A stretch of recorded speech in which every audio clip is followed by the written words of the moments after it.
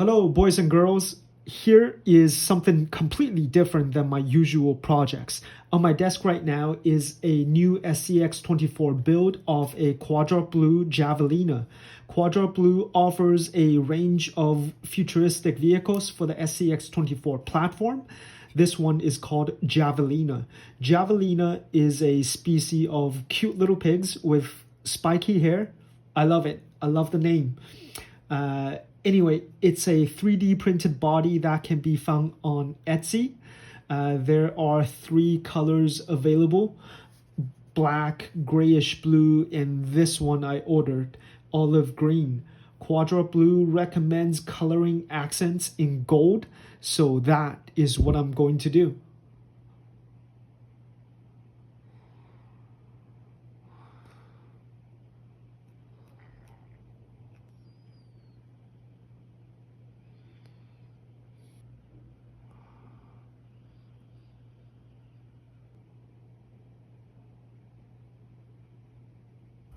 All right, so in addition to just painting the accents, I've also done some weathering to make the body look old and worn out, to give it some character.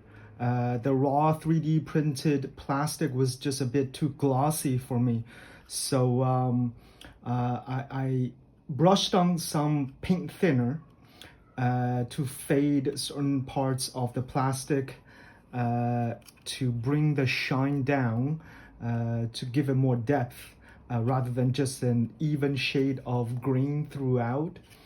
And then I dabbed on some gray Tamiya panel line paint to simulate soot and tar, so the rig looks like it's been to places and seen battles.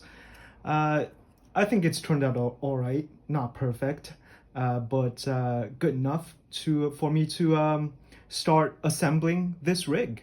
To play up that gold accent, I've chosen to add weights in exposed brass.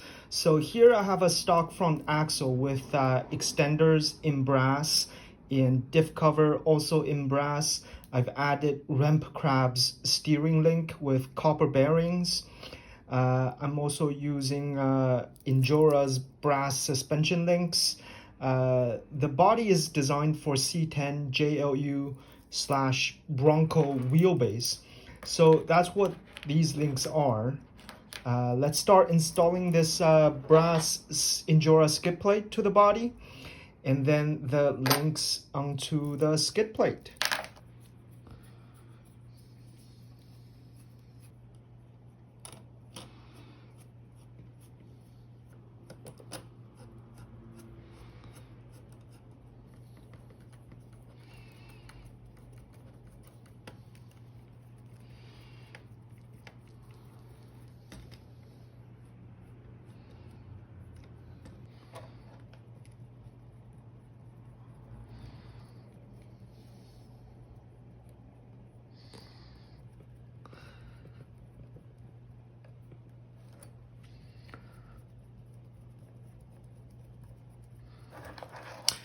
I'm using the stock axles for this build, but extended by 4 millimeters, using an extension kit offered by many different brands. I don't remember exactly where I got mine. They are all the same anyway. By the way, there's going to be a list of all the parts I'm using in the description. For shocks, I'm using the stock SCX24 version 3 shocks. These are the plastic oil-filled shocks with preload adjustment collars. They feel pretty decent. I've replaced their pivot balls with the ones that come with Injora shocks, so I can use longer screws as spacers are needed to ensure the shocks extend and retract smoothly. As you can tell, I'm trying to use up some of my stock parts here. Here's a problem I just noticed. I want to use this RampCrab 2.6 kilogram servo. However, I'm having problem getting it to tuck into the body. Using a RampCrab adjustable servo mount, I've brought it back as far as possible, but the servo horn still hits the inside of the nose. More specifically, it's hitting the bottom LED. I don't really want the servo to be visible, so I think I'll have to use an Emax servo here.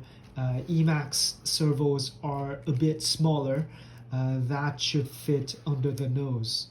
This rig doesn't weigh very much, and I don't plan on using very big tires, so hopefully the Emax servo should be okay. Alright, it's finally coming together. Here are the wheels and tires I've selected. These wheels are from DJCrawler. I think they will go with the color scheme really well. And these tires, I don't like how these look.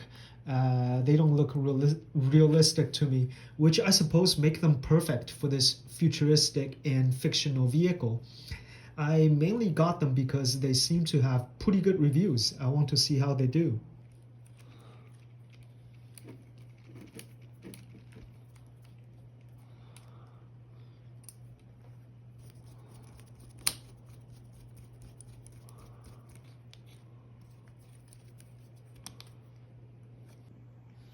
Now the rolling chassis is completed. Let's sort out its drivetrain and figure out where the electronics should go.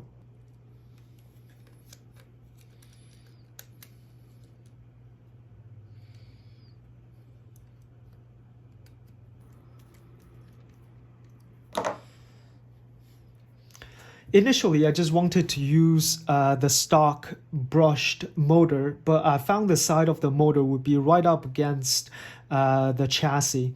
The chassis being 3D printed plastic, I'm not sure whether it get warped from the heat the motor generates. So I dug into my parts bin and found this no-name 1806 brushless motor.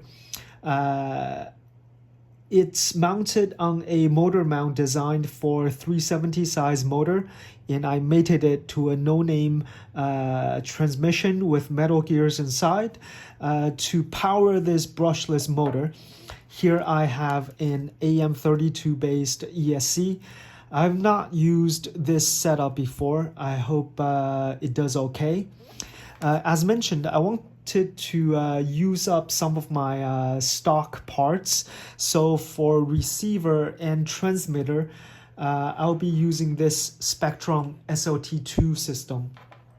This is the stock system that comes with version 3 of SCX24. And to be honest, I find it horrible with a brushed motor. It just doesn't have enough definition as the version 2 Fly Sky system does. The version 2 system, the blue one, was much better with slow crawl. So what I'm going to do is bypass its ESC and only use it as a receiver. How this works is by plugging in external ESC into the slot labeled throttle. The on-off switch on the side would become useless, and so would the battery slot. You'd have to connect the battery directly to the ESC itself and turn on off everything using the switch on the ESC. This body is hinged in the front, so it can be flipped up like this to permit access to the electronics. It is designed to have the battery in the back, so I guess I'll tape the Spectrum receiver to the front brace. And I'll just have the ESC sit in the space between the receiver and the motor. All right, let's get to work.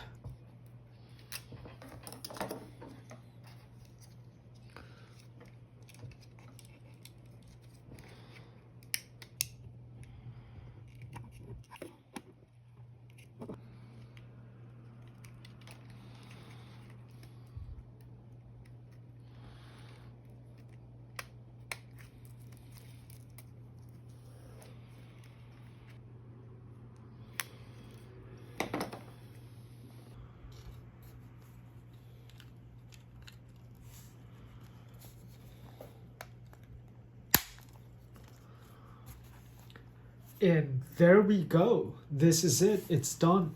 Let's go test this thing out on my desktop proving ground to see how it performs.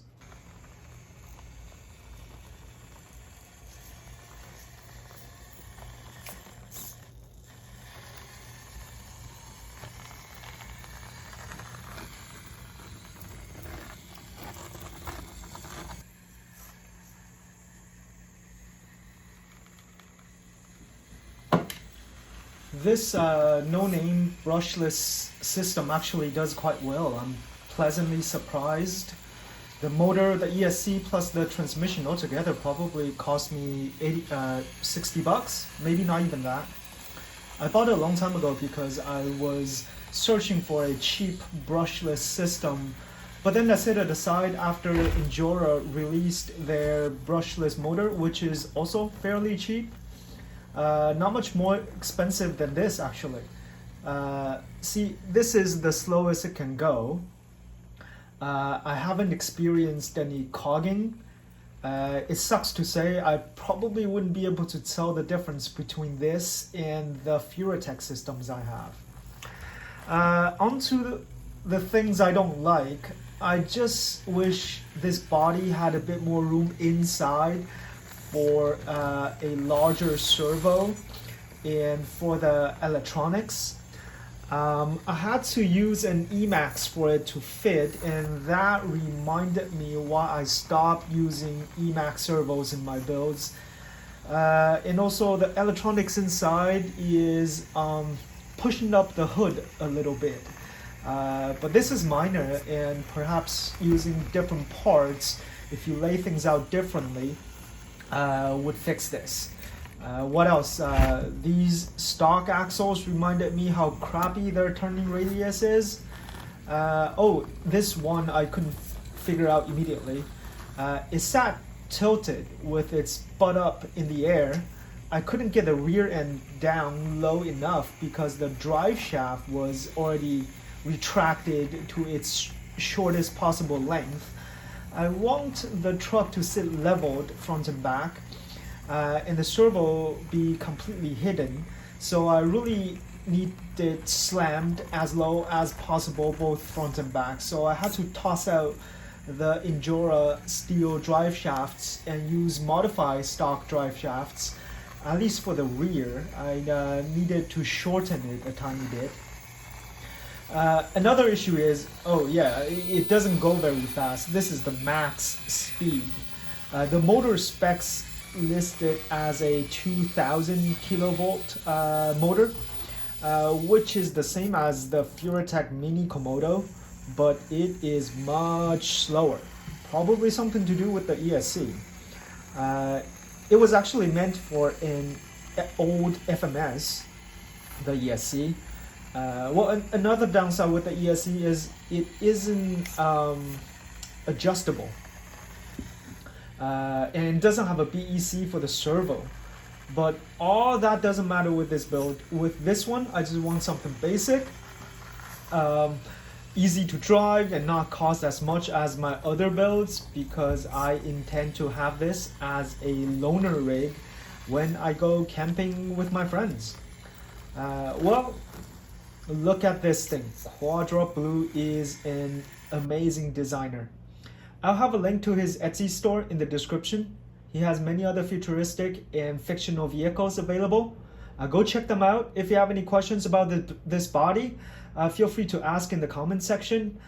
Please like and subscribe to my channel and check out some of my other builds. My next one is another SCX24. It will be a more realistic trail truck using the Injora brushless setup. Please stay tuned. Thank you for watching. Goodbye.